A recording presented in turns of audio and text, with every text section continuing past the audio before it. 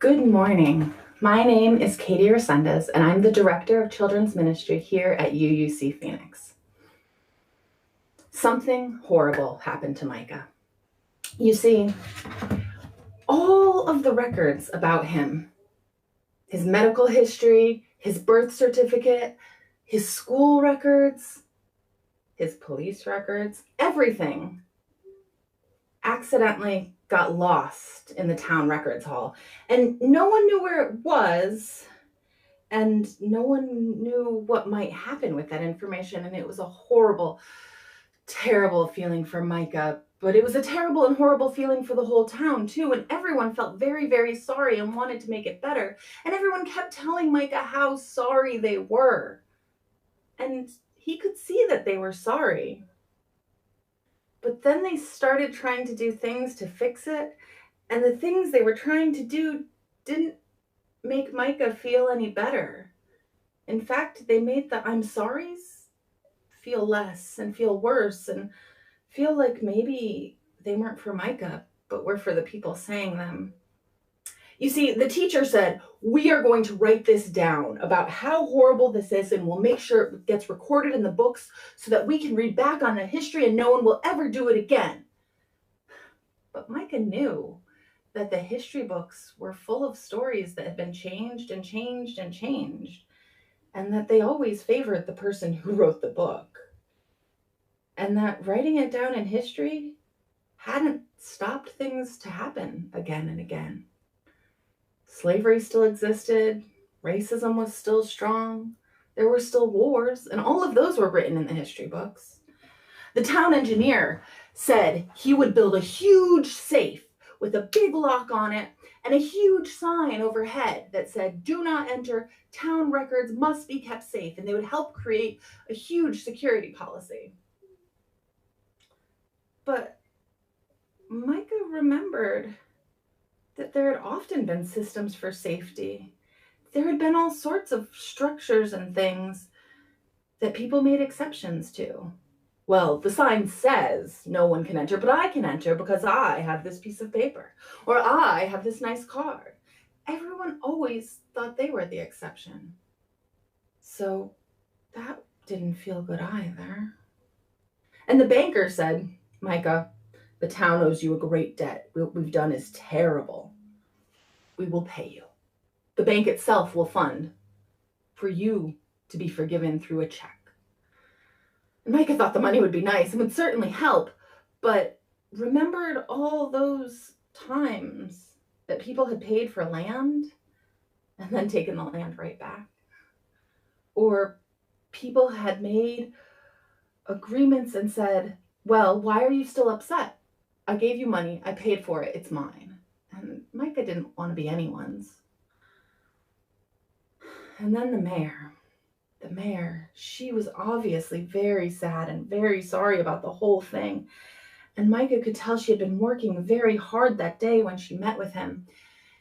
And she said, Micah, I've been writing all night long, and I've created an official decree and a proclamation that says the town failed you, and the town is sorry, and that the town will work to not do it again. And I've signed it, and the town engineer has signed it, and the teacher has signed it, and the banker has signed it, and your neighbors have signed it. It's your turn, Micah, you sign it, and it will all feel peaceful in the village again. And Micah looked at that paper and looked at all those expectant people and said, whoa, stop. I remember my grandfather saying that paper is worth more than the ink that's written on it. And I don't really know what that means, but I know that right now my heart feels yucky and I'm still scared, and this situation doesn't feel any better. And you've offered to give me written words in a book, and you've offered to give me paper with words on it for money, and you'd offer to write a sign that says keep out, and you're writing a proclamation, and none of this feels quite right. Well, what do you want then, Micah? And that felt yucky and scary. It felt like another attack, but Micah knew what he wanted, so he asked.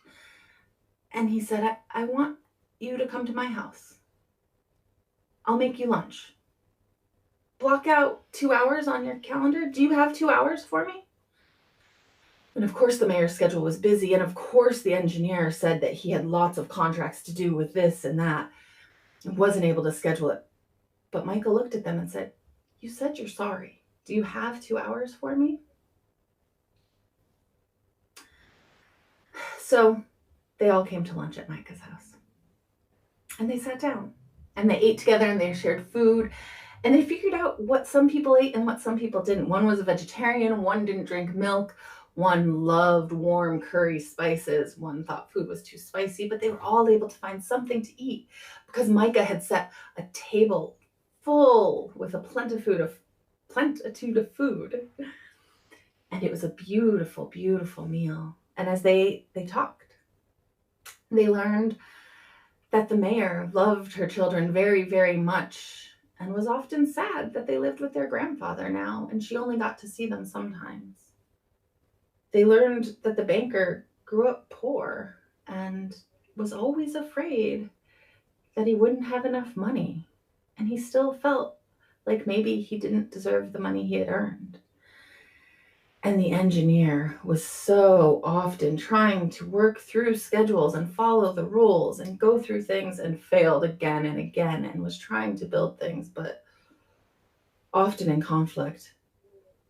But before that, as a child, the engineer was always afraid they wouldn't know what the rules were. And now they liked being able to set the rules. And the teacher was always, always afraid that the town would forget that their family had built the town and the important history and role that the teacher's family had played. And then it was Micah's turn. And Micah shared a story too. Micah said, "When I was born, my hand wasn't shaped like other people's hands are. And that means I can't always do the things that other people expect to, and I can't always take care of myself the way that I need to. And so I have people to help me. And there are other parts of my body that aren't shaped quite the same as others. But I make do. And it's not just make do, I have an amazing, wonderful life. But it's my life. And the details of how my hand is shaped and how my foot works and all of those things are in those records that were lost. And they are not the most important part about me. But they are the part that people want to talk about the most. And they're the part that people are most fascinated with. And they're the part that people want to write about. And when my records were lost, I realized that people might forget all the other things about me.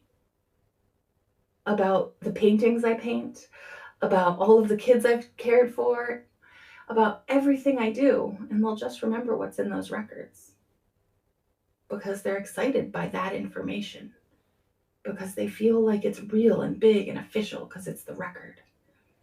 People are only going to remember me for how my foot is shaped, what time of day I was born. But I'm so, so, so much more than that. And he looked at everyone around the table and saw that maybe they were beginning to understand. But more importantly, he felt like he was beginning to forgive them. Remember that you are so powerful and so very, very loved.